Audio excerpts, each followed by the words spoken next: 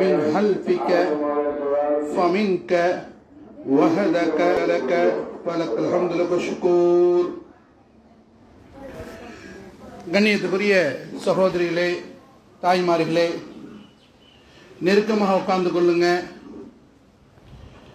கவனமாக கேளுங்க. சின்ன குழந்தை விளையாண்டாங்கன்னு சொன்னா கொஞ்சம் அவங்கள பேசாம இருக்க வைக்க முயற்சி பண்ணுங்க. அல்ஹம்துலில்லாஹ்.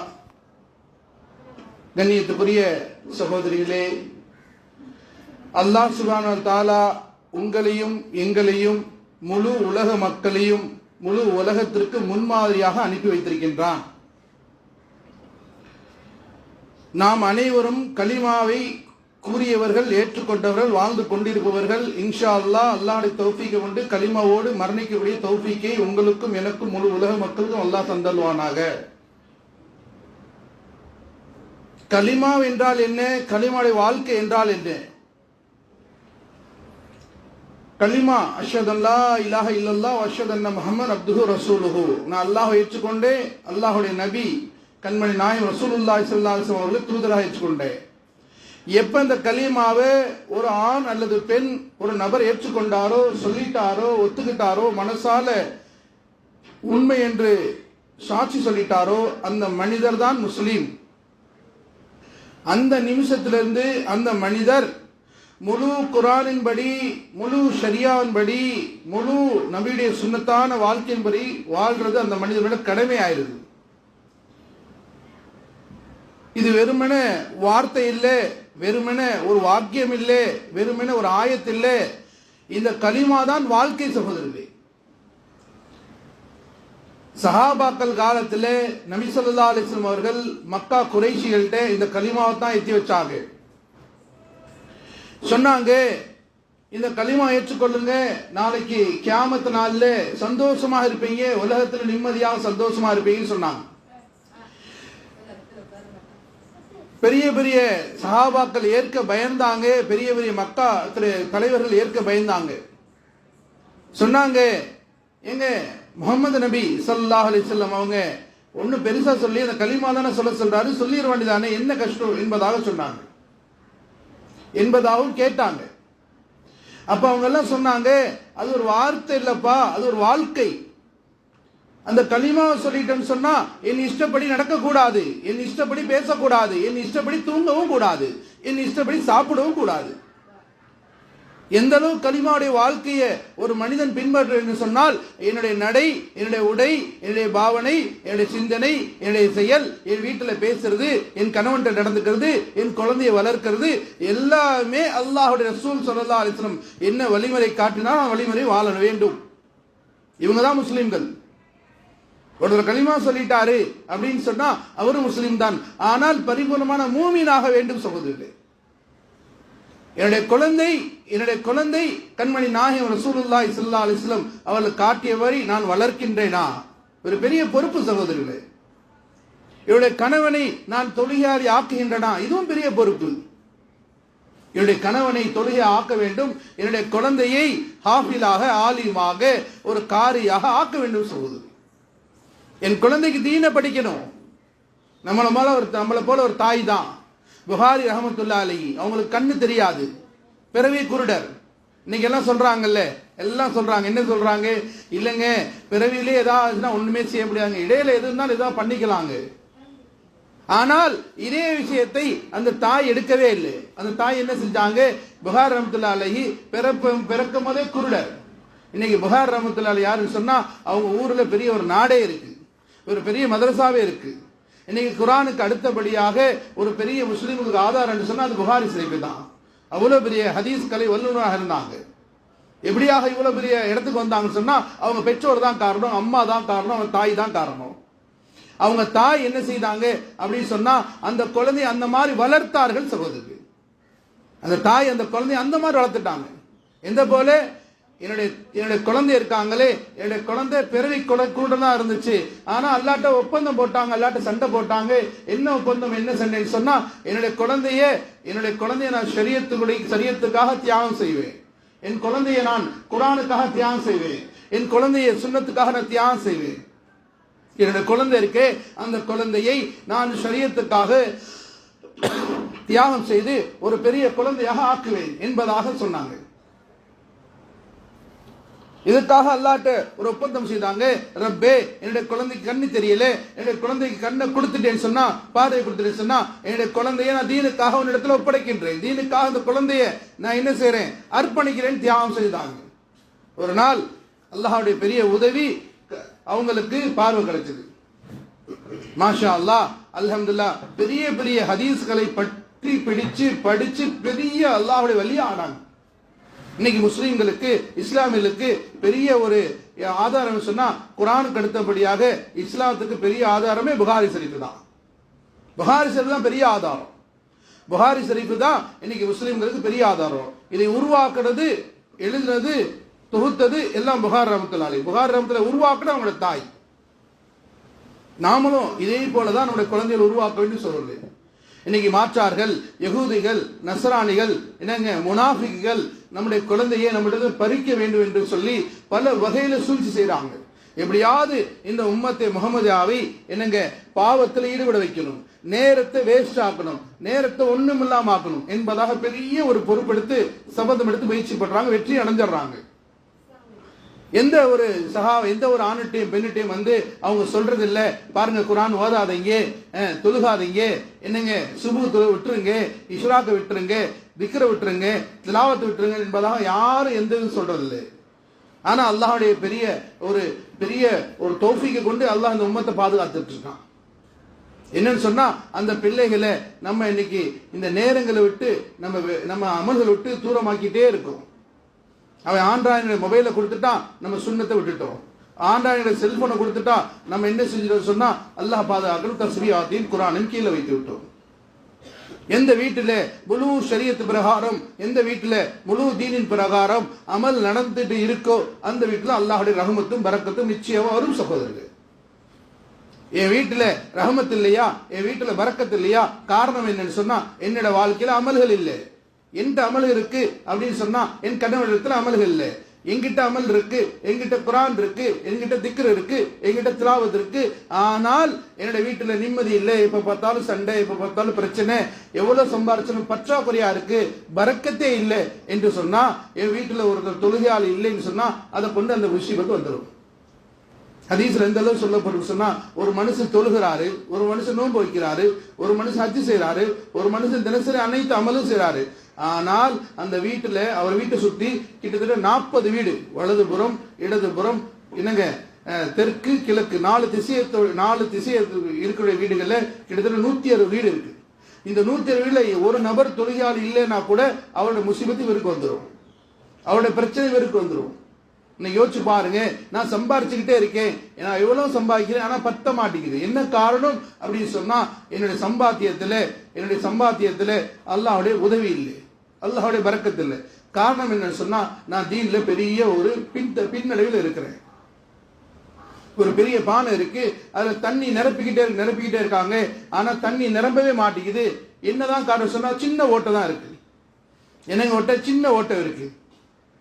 அந்த ஓட்டையில தண்ணி எல்லாம் வெளியாகிட்டே இருக்கு. எப்படி நிரம்பும்? இதே போல என்னுடைய அமல்கள்ல குறை சகோதரர்களே, என்னுடைய அமல்கள்ல பலகீனம். என்னிடத்துல குர்ஆன் திலாவத் இல்லை, என்னிடத்துல சுபு இல்லை, என்னிடத்துல இஸ்ராக் இல்லை, என்னிடத்துல குர்ஆனை ஓத தெரியல. எனக்கு 40 வயசு ஆயிடுச்சு, 50 வயசு ஆயிடுச்சு, 100 வயசு ஆக போகுது, 80 வயசு ஆக போகுது, மாஷா அல்லாஹ் என்னிடத்துல குர்ஆன் இல்லை, எனக்கு குர்ஆன் ஓத தெரியாதுங்க. சமீபத்தில் அல்லாஹ்வுடைய பாதையில சில பெண்களை கூட்டிட்டு போயிருந்தாங்க. வயசு 50 வயசு 60 வயசு ஆச்சு. எல்லாமே அந்த குர்ஆன் ஹல்கால எல்லாரும் ஒதுக்கிட்டு இருந்தாங்க. அந்த 50 வயசு 60 வயசு பெண்மணிட்டு குர்ஆன் ஓதக்கூடிய முறை வந்துச்சு. அவங்க சொன்னாங்க, எனக்கு சூரா ஃபாத்திஹா தெரியும், வேற எதுவுமே தெரியாதுன்னு சொல்லிட்டாங்க. தொழுகையில என்ன ஓதுவீங்கன்னு சொல்லும் போது, சூரா ஃபாத்திஹாக்கு பின்னாடி நாங்க ஸலவாத்தை ஓதிக்கொள்வோம்னு சொன்னாங்க. யோசிச்சு பாருங்க, என்னுடைய தொழுகை, ஒரு மனிதன் தொழுகை இல்லைன்னு சொன்னா எப்படி சகோதரிகளே அந்த வீட்டுல நிம்மதி இருக்கும், சந்தோஷம் இருக்கும், ராகத் இருக்கும். அதனால கபர்ல அந்த தொழுகையை பத்தி தான் அல்லாஹ் முதல்ல கேட்பிட்டான் சகோதரி. அந்த தொழுகையை பத்தி நாளைக்கு மனுஷர்ல முதல் கேள்வி அல்லாஹ் ரப்பல் இஸ்ஸத் ஒவ்வொரு ஆணுட்டையும் பெண்ணிட்டையும் நிச்சயமாக சத்தியமாக இந்த கேள்விதான் முன் வைப்பான். ஈமானுக்கு அடுத்தபடியாக தொழுகை கேட்பான். அல்லாஹ் பரிபூர்ணம் நம்ப வேண்டும் சகோதரி. சஹாபாக்கள் இப்படி நம்பினாங்க,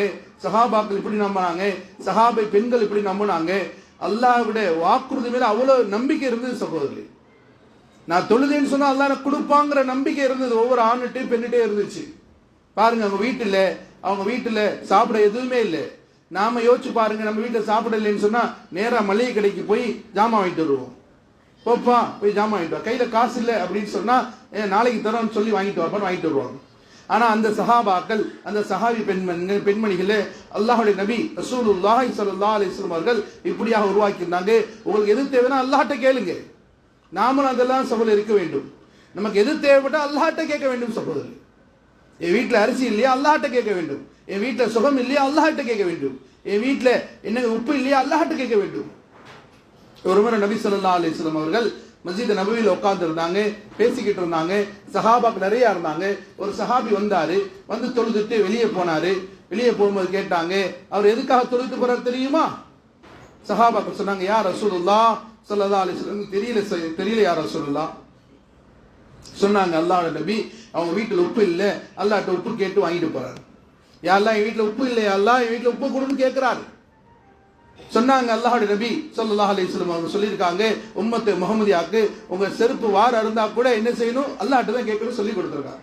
எனக்கு என்னுடைய நிலை எப்படி இருக்கு, என்னுடைய பிள்ளையோட நிலை எப்படி இருக்கு, ஸ்கூல் ஃபீஸ் கட்டலையா அல்லாஹ்ட்ட கேட்கணும், காசு இல்லையா அல்லாஹ்ட்ட கேட்கணும், வீட்டுல என்ன இல்லையா அல்லாஹ்ட்ட கேட்கணும். அல்லாஹ்வை பரிபூர்ணம் நம்ப வேண்டும் சகோதரர்களே. அல்லாஹ்வை கஞ்சத்தனத்துடன் நம்ப கூடாது, அல்லாஹ்வை முழு மனதாக நம்ப வேண்டும் சகோதரர். அல்லாஹ்வுடைய வாக்குறுதி அமலுக்கு வச்சிருக்கான்.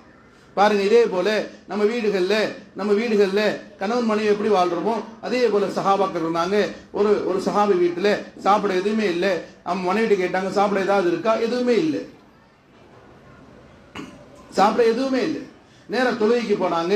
பள்ளிக்கு போய் தொழுதுட்டு வந்து கேட்கிறாங்க, ஏதாவது இருக்கா? இல்ல. திரும்ப பள்ளிக்கு போனாங்க, தொழுதாங்க, அல்லாஹ்ட்ட தௌபா செஞ்சாங்க. யா அல்லாஹ், எனக்கு வந்து அத்தனை பிரச்சனையும் நான் செய்த பாவத்துல வந்தது. யா அல்லாஹ், இன்னைக்கு எனக்கு பிரச்சனை இருக்கா? அது என்னுடைய பாவத்தினா வந்தது. பாவம் என்றால் என்ன? தொழுகை விடுவது பெரிய பாவம், அடுத்தவர்களை கேவலமா நினைப்பது பெரிய பாவம், அண்டை வீட்டுக்காரரோட சந்தோஷமா இல்லை சண்டை போட்டிருக்கும் அது பெரிய பாவம். மாஷா அல்லாஹ், பள்ளிவாசல் இருக்கு, பள்ளிவாசலை அமல்கள் கொண்டு ஜொலிக்கு வைக்காமல் இருப்பது பெரிய பாவம். பள்ளிவாசல் இருக்கு, ஏதோ விளையாட்டு மைதானம் போல காலியா கிடக்குது என்பது பெரிய பாவம்.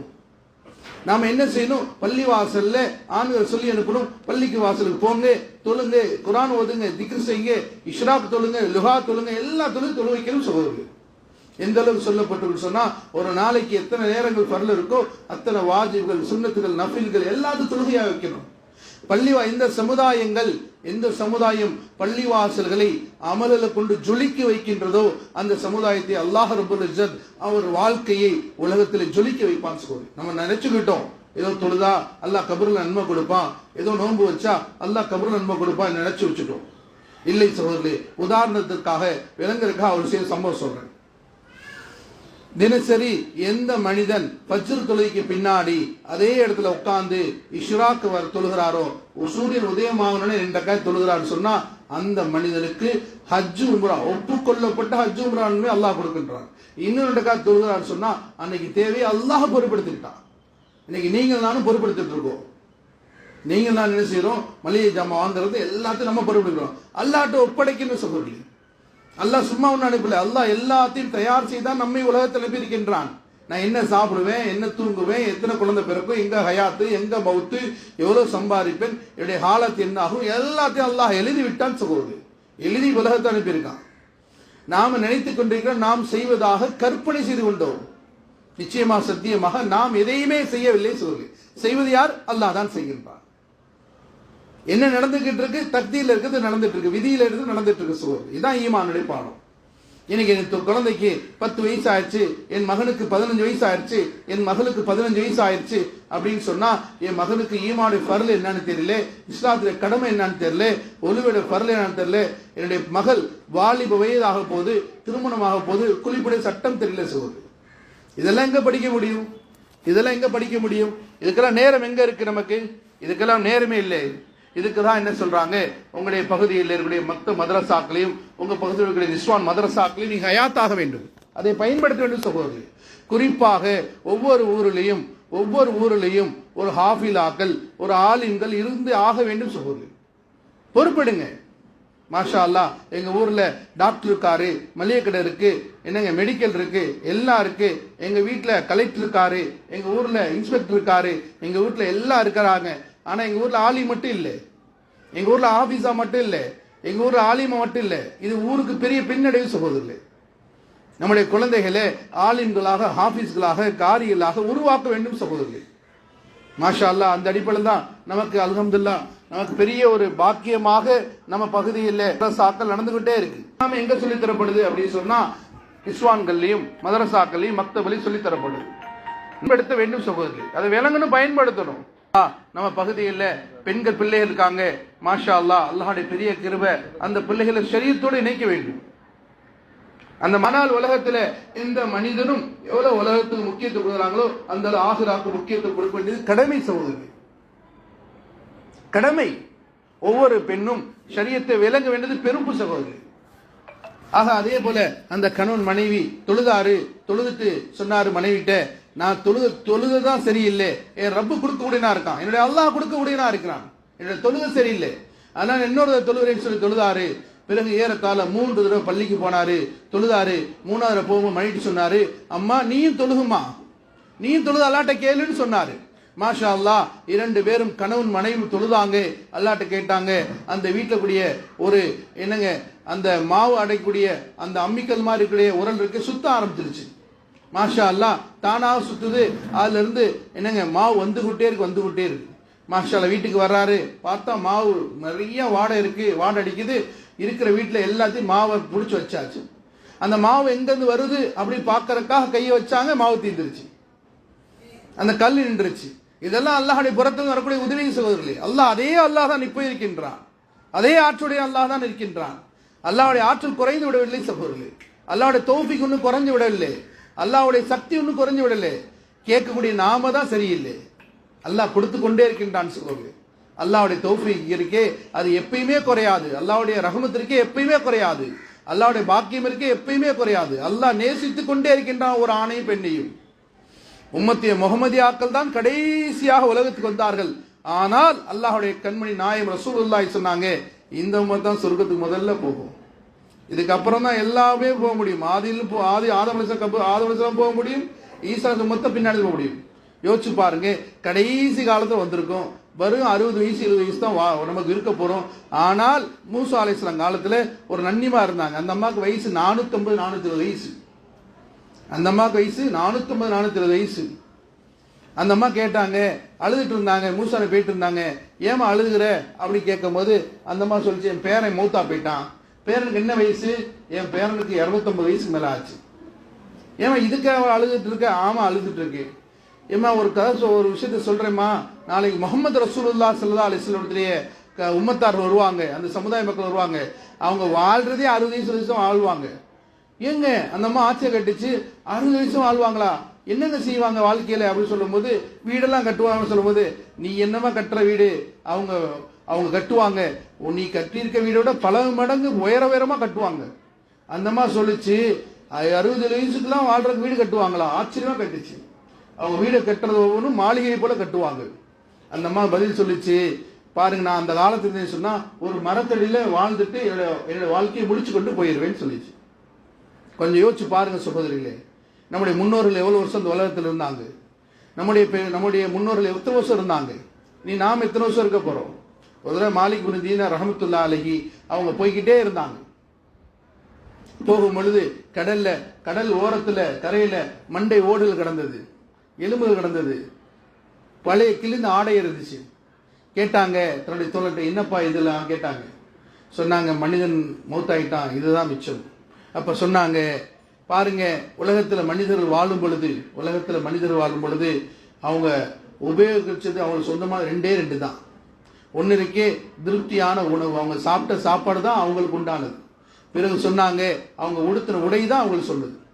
இந்த 2ஐ தவிர மனிதன் அனைத்தும் விட்டு தான் செல்ல போகின்றான் சகோதரர்களே. எல்லாத்தையும் விட்டு தான் போறான் மனிதன். உலகத்திலிருந்து போகும்பொழுது எதையும் கொண்டு போக முடியாது, சத்தியமாக நிச்சயமா எதையுமே கொண்டு போக முடியாது. மோதிரம் போட்டிருந்தாலும் வெட்டி எடுத்துருவாங்க. பல ஊர்களை கேட்ட சம்பவம், மௌத்தாயிட்டாரு, தங்கப்பல் வச்சிருந்தாராம். என்னங்க ஆச்சு? தங்க பல்லு வச்சிருந்தாரு, பாருங்க 2-3 பல்லு வச்சிருந்தாரு, தங்கப்பல். மௌத்தாயிட்டாரு. சொன்னாரு, எங்க அத்தா தங்கப்பல் வச்சிருக்காருங்க, அதை எடுத்துருங்க, ஜனாசாயிட்ட எடுத்துருங்கன்னு சொன்னார். ஏப்ப உங்க அத்தாக்கு வலிக்கும், பரவாயில்ல அதெல்லாம் மௌத்தாயிட்ட ஒன்றும் வலிக்காதுங்க அப்படின்னு சொல்லி தங்கப்பல் தட்டி பார்த்தாங்க, வரல. ஆசை வச்சுட்டு கொடை வச்சு இழுத்துட்டாங்க, ரத்தம் வருது, பரவாயில்ல பஞ்சு வச்சிருக்கு, சரியா போச்சுன்னு சொல்லிட்டாரு மகன். ஒரு பல்ல உடைச்சாங்க, 2 பல்ல உடைச்சாங்க, 3 பல்லை உடைச்சு எடுத்தாங்க. இதுதான் உலகம் சகோதரர்கள். ஒரு மனிதர் வெளிநாட்டுக்கு போனார், ரொம்ப காலம் இருந்தார் வெளிநாட்டில், ரொம்ப காலம் இருந்து மனைவிட்ட என்னங்க பணம் அமுச்சுட்டே இருந்தார், சொந்த பந்தம் அமுச்சுட்டே இருந்தாங்க, எல்லாம் சேர்ந்து பெரிய மாளிகை கட்டிட்டு வீட்டை கட்டிட்டாங்க. அன்னைக்கு தான் அவர் வர்றாரு. அன்னைக்கு வரும்போது தான் வீடு என்னங்க திறப்பு விழா வச்சிருந்தார், புது வீடுக்கு எல்லாரும் வாங்க விருந்துக்கு வச்சிருந்தார். ஏதோ திடீர்னு ஹார்ட் பிரச்சனை வந்துச்சு, உடனே மவுத் ஆயிட்டாரு. அவங்க வீட்டுக்கு ஜனாசை கொண்டு வந்துட்டு இருந்தாங்க, சொன்னாங்க வீட்டு உறவினர் சொன்னாங்க, அவங்க வீட்டில் இருக்க எல்லாம் சொன்னாங்க, பாருங்க புது வீடு இருக்கு, முதல்ல ஜனாசா வர வேண்டாம், வெளியே வச்சிருங்கன்ட்டாங்க. புது வீட்டுக்குள்ள வர வேண்டாம், இன்னைக்கு தான் வீடு திறப்பிக்க போறோம், இன்னைக்கு புது வீட்டுக்குள்ள ஜனாசா வேண்டாம், வெளியே வைங்கன்னு சொல்லிட்டாங்க. அவர் கட்டின வீடு, அவர் சம்பாரிச்ச வீடு, அவர் உழைச்ச வீடு. ஆனால் போகும் பொழுது என்னங்க கஃன் துணி மட்டும் தான் மனிதன் சொல்லும். ஒரு அரபிக் கவிதை சொல்லுச்சு, ஒரு அரபிக் கவிதை இப்படி சொல்லுது, என்னங்க உலகத்தில் நீ மாளிகை கட்டிக்கொள், உலகத்தில் பெரிய கோபுரத்தை அமைத்துக்கொள், பெரிய மாணிக்கங்களை சம்பாதித்துக்கொள், ஆனால் நீ கபிரிஸ்தான் செல்லும் பொழுது உன்னிடத்துல கபூர்ல கஃன் துணில வைக்கிறதுக்கு பாக்கெட் இல்லைப்பான்னு சொல்லுது. இது அழகா சொல்லுவாங்க, जिंदगी पर कमाता रहा हीरा मोती क्या तुझे मालूम नहीं था कफन में जोक नहीं होती. உலகத்துல வாழும் பொழுது என்னங்க நிறைய வைரங்களையும் வைடூரியங்களையும் சம்பாதித்தாய், ஆனால் கபூரிலே நீ போகும் பொழுது அந்த கஃன் துணியில பாக்கெட் இல்லப்பா, நீ எல்லாத்தையும் விட்டுட்டு தான்ப்பா போகணும்னு சொல்றான். அது ஆணா இருந்தாலும் சரி பெண்ணா இருந்தாலும் சரி. ஆக கண்ணியத்துக்குரிய சகோதரர்களே, தாய்மார்களே, எத்தனை பயான் கேட்டாலும் சரி, எத்தனை ரம்ஜானுடைய பேச்சு கேட்டாலும் சரி, எத்தனை பக்ரீத் வந்து பேச்சா கேட்டாலும் சரி, என்னங்க விஷயம் ஒண்ணுதான், அல்லாஹ்வுக்கும் ஷரியத்துக்கும் ரசூலுக்கும் கட்டுப்பட்டு உலகத்துல வாழணும். நமக்கு முன்னாடி பக்ரீத் வரப்போகுது, அல்லாஹ்வுடைய பெரிய பாக்கியம். பக்ரீத் என்றால் என்ன? அல்லாஹ்க்கு முழுவதுமாக கட்டுப்பட்டு நடக்க வேண்டும் என்பதே பக்ரீத் அசல் விஷயம் சகோதரர்களே. பக்ரீத் என்பது என்ன? அல்லாஹ்வுடைய அசல் விஷயம் என்ன? கட்டுப்பட்டு நடக்க வேண்டும். தியாகம், உங்களுடைய உணர்வுகளை தியாகம் செய்யுங்கள், உங்களுடைய சந்தோஷத்தை தியாகம் செய்யுங்கள். பக்ரீத் என்றால் என்ன? அல்லாஹ்வுடைய நபி கண்மணி ஹஜ்ரத் இப்ராஹிம் அலைஹிஸ்ஸலாம் அவங்க இஸ்மாயில் அலைஹிஸ்ஸலாம் கேட்கறாங்க, குழந்தைகிட்ட கேட்கறாங்க, எப்பா நான் அப்படி கனவு கண்டேன்ப்பா, உன்னை அறுக்க போறேன்ப்பா, உனக்கு சந்தோஷமா அப்படி சொல்லும் போது அந்த குழந்தை என்ன செஞ்சு, இஸ்மாயில் நபி அலைஹிஸ்ஸலாம் அவங்க என்ன செஞ்சாங்க, அத்தா உங்க சந்தோஷம் முக்கியம் இல்ல, உங்களை என்ன படைத்த அல்லாஹ்வுடைய சந்தோஷம் முக்கியம், நான் தயார்னு சொல்லிட்டாங்க. அல்லாஹ் ரப்பல் இஸ்ஸத் முதல்ல யார் தீன் படி நடக்கிறாங்களோ, யார் தீனுக்கு அல்லாஹ்வுடைய கட்டளைக்கு செவி சாய்க்கிறாங்களோ, பயப்படுத்துற மாதிரி ஆட்டுவான். என்னங்க பயப்படுற மாதிரி வரும், கஷ்டம் வர்ற மாதிரி இருக்கும், சிரமம் வர்ற மாதிரி இருக்கும். ஆனா நிச்சயமாக அல்லாஹ் கஷ்டப்படுத்தி பார்க்க மாட்டான் சொல்லுங்க. அல்லாஹ் குர்ஆன்ல சொல்லிட்டான், குர்ஆன்ல சொல்லிட்டான், உங்களையும் உங்க குடும்பத்தாரையும் நரக நெருப்பிலிருந்து பாதுகாத்துக்குங்கன்னு சொல்றான் அல்லாஹ் நபியை பார்த்து. உங்களுடைய உயிர்களை நாங்க சொர்க்கத்துக்கு பகரமா வாங்கிட்டேன். சொர்க்கம் நிச்சயமா ஒவ்வொரு மனிதனுக்கும் கிடைக்கும் சொல்லுங்க. எல்லாம் பரிபூர்ணம் நம்பணும். இந்த உலகத்தை போல கடைசியா ஒரு மனுஷன் நரகத்துல சொர்க்கம் போவான்ல, இந்த உலகத்துல ஒரு பெரிய பாவி இருப்பான், அந்த பாவி தான் நரகத்துல இருப்பான், அந்த பாவி தான் கடைசியா நரகத்துல வெளியாவான். அதுக்குள்ள எல்லா மக்களும் ஏறுவாங்க, நரகத்துல யாருமே இருக்க மாட்டாங்க, ஒரே ஒரு மனுஷன் மட்டும்தான் இருப்பான். அந்த மனுஷன் வெளியே போகும் பொழுது அந்த மனுஷனுக்கு அல்லாஹ் ரப்பல் இஸ்ஸத் இந்த உலகத்தை போல 10 மடங்கு, உலகத்தை போல 10 மடங்கு சொர்க்கம் தரான். யோசிச்சு பாருங்க, அல்லாஹ்வுடைய எவ்வளவு அருள் ஆற்றல் சொல்லி யோசிச்சு பாருங்க. நிச்சயமாக சத்தியமாக நம்ம நரகத்து பக்கம் கூட நம்மளை எட்டி வைக்க மாட்டான். அல்லாஹ் நம்மளை சொர்க்கத்தை கொடுப்பானாங்க. ஆமீன் சொல்லுது. நம்மளுக்கும் நம்முடைய பெற்றோர்களுக்கும் நம்முடைய பின்னாடி பிள்ளைகளுக்கும் முழு உம்மத்தை முகமதியாக அல்லாஹ் சொர்க்கத்தை கொடுப்பானாங்க. சொர்க்கம் கொடுக்கணும்னு சொன்னா கொஞ்சம் தகுதியாக நம்ம வளர்க்க வேண்டுமே.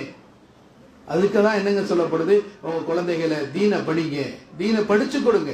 இது பெரிய பொறுப்பு சகோதரர்களே. பெற்றோருடைய பெரிய பொறுப்பு என்னங்க, குழந்தைக்கு பேர் வைக்கிறது நல்ல பேரை வைக்கணும். சும்மா இன்னைக்கு காலத்துல இன்டர்நெட்ல பேர்லாம் பார்த்து வைக்க கூடாது, புக்கில் பார்த்து வைக்க கூடாது. ஆலிம் சாட்ட போய் கேட்கணும், மதரசால போய் கேட்கணும், ஆலிம் சா எனக்கு குழந்தை பிறந்திருக்கு, அது ஆண் குழந்தை பெண் குழந்தை, அந்த குழந்தைக்கு என்ன பேர் வைக்கணும் கேட்கணும். இன்னைக்கு கத்தீசாமா பேரை யாரும் வைக்கிறதுக்கு தயார் இல்லை, கேட்ட கிளவி பேர் என்பதாக சொல்றாங்க. கதீஜா அம்மா தான் என்னங்க சொர்க்கத்துக்கு முதல்ல போவாங்க. நபி ஸல்லல்லாஹு அலைஹி கையை பிடிச்சிட்டு போவாங்க. என்னங்க ஆயிஷா பேர் பழசாயிருச்சு, பாத்திமா பேர் பழசாயிருச்சு, கத்தீஜா பேர் கிளவி ஆயிருச்சு அப்படின்னு சொல்லிட்டு நம்ம என்னென்ன பேர் டிசைனா பேர் வைக்கிறோம். பேருக்கு அர்த்தமே தெரியல சகோதரர். பேரை கேட்கறதுக்கு ஆலிம் ஷாட்ட போய் ஆலிம் ஷாட்ட சலாம் சொல்லி ஆலிம் ஷா என்ன பேர் வைக்கணும், என்ன அர்த்தம் கேட்டு பேர் வைக்கணும். ஏன்? பேருக்குள்ள தன்மை என்பது வேறு.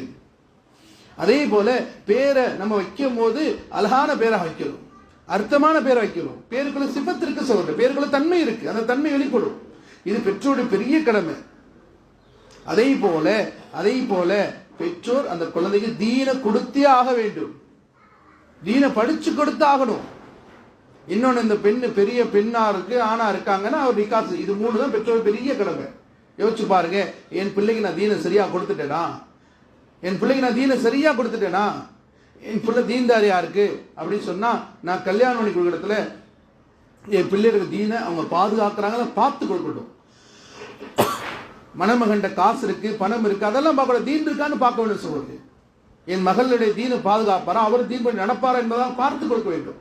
ஏன்? தீனுக்குள்ள அல்லாஹ்வுடைய பாதுகாப்பு இருக்கு சொல்றது. இன்னைக்கு முஸ்லிம்கள் யாரை பார்த்து பயப்பட வேண்டிய அவசியம் இல்லை. முஸ்லிம்கள் அல்லாஹ் மட்டும் பயந்தா போதும், அல்லாஹ்வுக்கு மட்டும் பயந்தா போதும், அல்லாஹ்வுடைய குர்ஆனுக்கும் அல்லாஹ்வுடைய கட்டளைக்கும் அடிபணிந்தால் போதும். இந்த முஸ்லிம்களை பார்த்து, இந்த ஈமான்தாரிகளை பார்த்து முழு உலக மக்களை அல்லாஹ் பயப்படுத்துவான், பயப்படுவாங்க நம்மளை பார்த்து. ஒரு முறை கண்மணி நாயகம் ரசூலுல்லாஹி ஸல்லல்லாஹு அலைஹி வஸல்லம் தோழர்கள் பெரிய போர்ல சண்டை போட்டுட்டு இருக்காங்க. இங்கிட்டு போர் அங்கிட்டு போர் சண்டை போட்டுட்டே இருக்காங்க. போர் முடிஞ்ச பாடு இல்லை, சண்டை முடிஞ்ச பாடு இல்லை, வெற்றி இல்லை தோல்வி இல்லை, போய்கிட்டே இருக்கு போர். உட்கார்ந்து மசூரா செய்றாங்க, என்ன போர் முடியவே மாட்டேங்குது, போய்கிட்டே இருக்கு.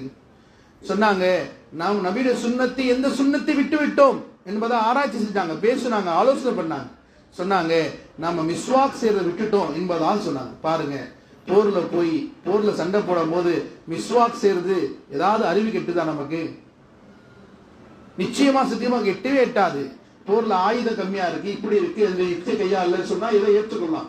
அவங்க சொல்றாங்க, மிஸ்வாக் செய்யறதுல நம்ம போர் செய்யும் போது நம்ம மிஸ்வாக் செய்ய மறந்துட்டோம், போர் செய்யறதுல என்ன செய்யறோம், விட்டுட்டோம் அந்த சுண்ணத்தை அப்படின்னா தொழுகை கூட விடலேன்னு அர்த்தம். என்ன விட்டுட்டாங்க? தொழுகைக்கு முன்னாடி மிஸ்வாக் செய்வாங்க, பல் துளக்குவாங்க மிஸ்வாக் குச்சியில, அதை விட்டுட்டோம்னு சொல்றாங்க. தொழுகை விடல, தொழுதுட்டே இருக்கிறாங்க, எல்லா அமலும் செய்யறாங்க, ஆனா போர் நடந்துட்டு இருக்கு. மாஷா அல்லாஹ், அந்த மிஸ்வாக்கை செய்தார்கள். அல்லாஹ் எதிரி உள்ளத்தில் இப்படியாக திடுக்கத்தை போட்டான். அவங்க பாரு எப்படியே கிடைச்சிச்சு. ஒவ்வொரு சஹாபியும் பெரிய மரத்தை புடுங்கி என்னங்க பல் விளக்கிறமா அல்லாஹ் காமிச்சான். எதிரிகள் ஓடி விரண்டோடிட்டாங்க. இன்னைக்கு அல்லாஹ்வுடைய கட்டளைக்கு பிரகாரம் இந்த உம்மத்தே முகமதியா நடந்து விட்டால் போதும் சகோதரர்களே, இவர்களுக்கு அல்லாஹ் என்னங்க நாலாபுரத்திலே பாதுகாப்பான். அந்த தீன் இவர்களை பாதுகாக்கும், அந்த கலிமா அவர்களை பாதுகாக்கும். இதற்கு தான் என்னங்க நம்ம குழந்தைக்கு தீனை படிச்சு கொடுங்க என்பதாக சொல்லி சொல்லி சொல்லி சொல்லி ஒவ்வொரு நபரையும் தீனுக்குள்ள இணைச்சுக்கிட்டே இருக்கிறாங்க. இதற்காக தான் இன்னைக்கு மதரசாக்கள் இன்னைக்கு நம்ம கொடுக்கப்பட்டிருக்கு. நம்ம குழந்தைகள பள்ளிவாசல் மதரசால தினசரி ஆலிம் சாட்ட குறைஞ்சது 1/2 மணி நேரம் 1 மணி அனுப்பியே ஆக வேண்டும் சொல்றது. கலிமாவை தெரியாமல் இந்த ஒரு குழந்தை இந்த உலகத்துக்கு போயிடக்கூடாது. என்னங்க, கலிமாவுடைய புரிதல் எல்லாம் போயிடக்கூடாது. அல்லாஹ்னா யாரும் தெரியாம போயிடக்கூடாது. கபூர்ல வாழ்க்கை இருக்குன்னு தெரியாம போயிடக்கூடாது. நாங்க பெரிய பல நபர்கள்ட்ட பேசும்போது கேட்டோம், என்னங்க உனக்கு வயசு என்ன ஆச்சுப்பா? 30 வயசு ஆச்சு, 40 வயசு ஆச்சு. சரி சொல்லுப்பா, ஈமானுடைய பரல் என்னன்னு சொல்லுப்பா அப்படின்னு சொன்னா ஈமானுடைய பரல் என்னன்னு தெரியலன்றாரு. இந்த கேள்வியை நீங்க தயவு செய்து இங்க வந்துருக்கிற பெண்கள் உங்க வீட்டுல போய் அந்த குழந்தை கேளுங்க, ஈமானுடைய பரல் எத்தனை கேளுங்க.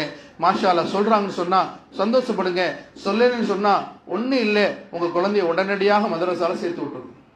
குறிப்பாக பெண்களை அல்லாஹ்வுடைய பெரிய கிருபை நிஸ்வானை கொண்டு மாஷா அல்லாஹ், அதுதான் அந்த ஊருடைய பரக்கத்து சொல்றது. எந்த ஊர்ல நிஸ்வான் மதரசாக்களும், எந்த ஊர்ல மக்த மதரசாக்களும், எந்த ஊர்ல பள்ளிவாசல்களில் நடக்கக்கூடிய அமல்கள் நடக்குதோ, எந்த ஊர்ல எந்த வீட்டுல குர்ஆன் ஷரீஃப் ஓதப்படுதோ, ஹதீஸ் கிதாபுகள் படிக்கப்படுதோ, தொழுகையில் நிலைநாட்டப்படுகின்றதோ, அந்த ஊர்ல தான் அல்லாஹ்வுடைய ரஹமத்தும் பரக்கத்தும் நின்று நிலவும் சொல்வது. எந்த ஊர்ல பெரிய பள்ளிவாசல் இருக்கு, வீடுகள் பெரிய பெரிய மாளிகை போல இருக்கு, ஆனா பெண்கள்கிட்ட ஆண்கள்கிட்ட தீனுடைய வாடதா இருக்கு, பேருதான் இருக்கு, ஆனால் தீனுடைய விஷயம் இல்லைன்னு சொன்னா அல்லாஹ் பாதுகாக்க வேண்டும். அந்த ஊர்ல என்னங்க எதையுமே யாரும் செய்ய வேண்டாம், எல்லாமே அங்க பிரச்சனை இறங்கிடும். அல்லாஹ் குர்ஆன்ல சொல்கின்றான், நான் உனக்கு எந்த பிரச்சனையும் தரதில்லப்பா, எல்லா பிரச்சனையும் செய்த பாவத்தினாலதான் வருது. பாவம் என்பது என்ன? குர்ஆன் ஓதாம இருக்குது பெரிய பாவம். ஒரு நேர தொழுகை இன்னொரு நேர தொழுகிறது பெரிய பாவம். ஒரு அடுத்த மனிதர்களை கேவலம் நினைப்பது பாவம். அண்டை வீட்டுக்காரோடு சந்தோஷமா விட்டு கொடுத்து வாழ வேண்டும் சகோதரர்களே. உற்றார் உறவினர்களை அரவணைத்து வாழ வேண்டும். பெரியார்களை கண்ணியப்படுத்த வேண்டும். மாமியாரை அம்மா போல பாவிக்க வேண்டும். பெரியவங்க என்ன செய்யணும்? பிள்ளைகளை, மருமகள்களை மகள்களை போல பாவிக்க வேண்டும். என்னங்க மாஷா அல்லாஹ், இந்த மாதிரி ஒரு குடும்பம், இந்த மாதிரி சூழ்நிலை வந்துச்சு சொன்னா சண்டை இருக்காது, பிரச்சனை இருக்காது. அந்த வீட்டுல அல்லாஹோட ரஹமத்தும் பரக்கத்தும் என்னங்க எப்பயுமே இருக்குன்னு சொல்லுவது. அதே போல நம்ம வீட்டுல சலாம் சொல்லி நுழைய வேண்டும். வீட்டுல நுழைஞ்ச பின்னாடி என்னங்க சலாம் சொல்லணும். தினசரி வீட்டுல ஹதீஸ் கிதாப் படிக்கணும். மாஷா அல்லாஹ், இந்த காலத்துல அமல் சிறப்பு கிதாப் இருக்கு. மாஷா அல்லாஹ், 100 ரூபா 150 ரூபா வரும். மாஷா அல்லாஹ், அதுல எல்லா விஷயம் சொல்லப்பட்டிருக்கு. அதுல என்ன செய்யணும்? வாங்கி வீட்டுல தினசரி ஹதீஸ் கிதாப் படிக்கணும். ஒரு வீட்டுல ஹதீஸ் கிதாப் படிச்சோன்னு சொன்னா அந்த வீட்டு தினசரி மலக்கு மேல வர்றாங்க. நம்ம வீட்டுல ஹதீஸ் கிதாப் படிக்கிறது ஏதோ என்னங்க எல்லாம் படிக்க நேரம் இருக்கு என்னங்க, ஆனால் ஹதீஸ படிக்கிற நேரமே இல்லை. ஒரு வீட்டுல உட்காந்து ஒரே ஹதீஸ் 5 நிமிஷம் படிங்க, 10 நிமிஷம் படிங்க, குழந்தைகிட்ட பேசுங்க.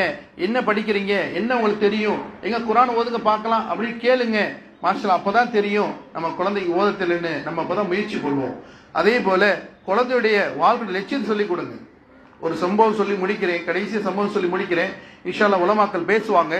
அதாவது அல்லாஹ்வுடைய ஒரு இதே போல ஒரு பெண் இருந்தாங்க. வெளிநாட்டுல நடந்த சம்பவம், வெளிநாட்டுல நடந்தது. அந்த பெண் என்ன செய்யறாங்க? வீட்டுல தினசரி ஹதீஸ் கிதாப் படிப்பாங்க. ஹதீஸ் கிதாப் படிச்சுக்கிட்டே இருப்பாங்க. அதனால என்ன பரக்கத் ஆயிடுச்சு சொன்னா, அந்த குழந்தை தான் எப்படி உறுதி ஆயிடுச்சு சொன்னா, நான் வாழ்ந்தா சஹாபி போலத்தான் வாழ்வேன்னு அந்த குழந்தை முடிவே செஞ்சிருச்சு. நான் வாழ்ந்தா சஹாபி போலத்தான் வாழ்வேன்னு முடிவே செஞ்சிருச்சு. அந்த ஸ்கூல்ல அந்த டீச்சர் கேட்டாங்க ஒரு குழந்தைகிட்டையும், வாட் இஸ் யுவர் அம்பிஷன், உனக்குடைய லட்சியம் என்ன சொல்லுப்பான்னு கேட்டாங்க.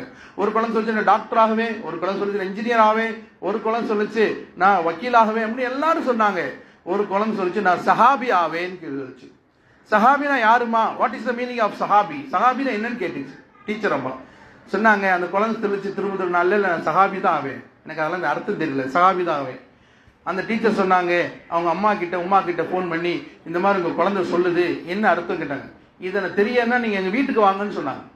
அந்த வீட்டில் உட்காந்து ஹதீஸ் கிதாப் படிக்கும் பொழுது சஹாபாக்கள் செய்த வரலாறுகள், சஹாபாக்கள் தீனுக்கு எவ்வளவு தியாகம் செஞ்சாங்க, சஹாபாக்கள் எவ்வளவு நேர்மையா வாழ்ந்தாங்க, சஹாபாக்கள் எப்படி நற்பண்புகளுடையவராக இருந்தாங்க, சஹாபாக்கள் எப்படி பெற்றோர் நடந்தாங்க, சஹாபாக்கள் எப்படி பிள்ளைகள் நடந்தாங்க, சஹாபாக்களுடைய மௌத் நேரம் மரண நேரம் இருக்கே அதை எப்படி விட்டு கொடுத்தாங்க என்பதாக அனைத்தையும் சொல்லி கொடுத்தேனே. அந்த டீச்சர் அம்மா சொல்லிச்சு, நானும் சஹாபி போல வாழ்றதுக்கு என்ன செய்யணும்னு கேட்டுச்சு. சொன்னாங்க அந்த அம்மா சொன்னாங்க, ஒன்னும் செய்ய தேவையில்லை, அஷ்ஹது அல்லா இலாஹ இல்லல்லாஹ் வ அஷ்ஹது அன்ன முஹம்மது அப்துஹு ரசூலுல்லாஹ் சொல்லி கலிமா சொல்லி ஈமானுக்குள்ள வந்துருங்க, இது நீங்க பின்பற்றுங்கன்னு சொன்னாங்க. இஸ்லாம் இருக்கே முஸ்லிம்களுக்காக கொடுக்கப்பட்ட மார்க்கம் இல்லை சகோதரி. இஸ்லாம் இருக்கே முழு உலகத்துக்காக கொடுக்கப்பட்ட மார்க்கம், வழிகாட்டி மார்க்கம். இந்த வழியில போங்க, வெற்றி அடைஞ்சிருவீங்க. குர்ஆன் இருக்கே முழு உலகத்துக்கும் இறக்கப்பட்ட இறை வேதம் சகோதரி. ஆக கண்ணியத்துக்குரிய சகோதரி தாய்மார்களே, அல்லாஹ் மன்னிக்க வேண்டும். அல்லாஹ் நம்முடைய காலங்கள் பல காலங்கள் வேஸ்ட் ஆயிடுச்சு. 40 வயசு 50 வயசு ஆச்சு. அல்லாஹ் மன்னிக்க வேண்டும். அல்லாஹ் உங்களை என்னை மன்னிக்கட்டும். இனி கடந்த காலங்களை மறப்போம், அல்லாஹ்ட்ட தௌபா செய்வோம். இனிமேல் நம்ம ஊர்களில் இப்படியாக நினைக்கணும். பாருங்க, ஒரு ஊருடைய முன்னேற்றமே பெண்கள் தான். ஒரு ஊர் முன்மாறி ஆகணும்னா பெண்கள் கையில தான் இருக்கு. ஒரு சமுதாயம் செழிப்படைனா அதுவும் குறிப்பாக இல்லத்தரசிகள் உங்க கையில தான் இருக்கு. நீங்க தான் சமுதாயத்திலே கண்கள் சகோதரர்களே. ஆண்கள்லாம் ஒண்ணுமே இல்லை, வேலைக்கு போவாங்க, சாப்பிடுவாங்க, வந்துருவாங்க. ஆனால் ஒரு ஊர் செழிப்படைனா பெண்கள் கையில தான் இருக்கு. எல்லா பெண்களும் முடிவு எடுத்துட்டாங்க. மாஷா அல்லாஹ், ஒரு ஊர் இருக்கு டெல்லி பக்கத்துல மேவாத்துன்னு சொல்லி சின்ன கிராமம், இறுதியா சொல்லி முடிக்கிறேன். அந்த ஊர்ல 2-3 எருவு மாடு தான் வச்சிருப்பாங்க வீட்டுல. மாஷா அல்லாஹ், ஒரு நேரத்துக்கு ஒரு எருவு மாடு 30 லிட்டர் 40 லிட்டர் பால் கறக்கும். எல்லா எருவு மாடு 2 நேரம், இது மட்டும் 3 நேரம் பால் கறக்குது. என்னங்க, எருவு மாட்டுக்கு ஃபேனை போட்டு ஏசி போட்டு வச்சிருக்காங்க. ஒரு நாளைக்கு 80 லிட்டர் 90 லிட்டர் பால் கிடக்குது. எல்லா வீட்டிலையும் ஆலிமாக்கள் ஹாஃபிஸாக்கள் தான் இருப்பாங்க. பெண்ணெல்லாம் ஆலிம் ஆயிரும், ஹாஃபிஸ் ஆயிரும். ஆண் குழந்தைலாம் ஆலிம் ஆயிரும், ஹாஃபிஸ் ஆயிருவாங்க. மாஷா அல்லாஹ், அல்ஹம்துலில்லாஹ். மௌலானா அப்படி கூப்பிட்டா எல்லா வீட்லயும் ஆலிம்கள் வருவாங்க. அந்த மாதிரி ஊராயிருச்சு. இதெல்லாம் எப்படி ஊராச்சு அப்படின்னா பெண்கள் தான் காரணம். இன்ஷா அல்லாஹ் நம்ம ஊர், இந்த ஊர் இன்ஷா அல்லாஹ் மதினா போல ஆகணும், மக்கா போல ஆகணும். எங்க பார்த்தாலும் தாடி தொப்பி போட்டு குழந்தைகள் ஓதிக்கிட்டே இருக்கணும், பள்ளிவாசல் நிரம்பி வழியணும் அப்படின்னு சொன்னா அதுக்கு பொறுப்பாளர்கள் தான் உங்களை ஆக்கியிருக்காங்க. ஆக அந்த அடிப்படையில் தான் நமக்கு ஊருக்கு கிடைச்ச பாக்கியம் என்னங்க, நம்ம வீட்டில் நம்ம ஊரில் கூடிய எல்லா குழந்தைகளையும் பள்ளிவாசல்ல மக்தப் மதரசாவோட ஆலிம்ஸாவோட இணைச்சிடணும். 2வது, நம்ம ஊரில் கூடிய அனைத்து பெண்களையும்